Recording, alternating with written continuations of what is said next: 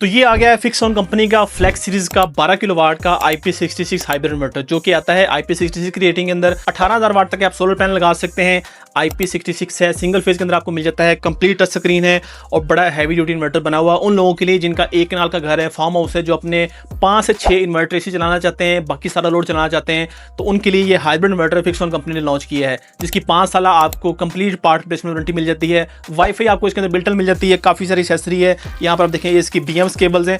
आपके पास कोई भी लिथियम बैटरी है, आप अपने हिसाब से बैटरी की केबल को बना भी सकते हैं, कस्टमाइज कर सकते हैं और दोनों केबल्स भी आपको मिल जाती हैं। MC4 कनेक्टर्स हैं, फिर इसका ये वारंटी कार्ड, यूजर मैनुअल है, ये सारी चीज़ें आपको इस इन्वर्टर में मिल जाती हैं। इसकी कंप्लीट डिटेल वीडियो आपको आइडियल सोल पे मिल जाती है। प्राइस की बात करें तो 12 किलोवाट का ये इन्वर्टर, जहाँ पर बाकी कंपनीज 12 किलोवाट का इन्वर्टर आपको 5,20,000, 5,30,000, 5,50,000 में दे रही हैं। ये इन्वर्टर आपको जो 12 किलोवाट में IP66 के अंदर है, ये आपको आज की डेट में 4,20,000 से 4,25,000 की प्राइस में मिल जाएगा।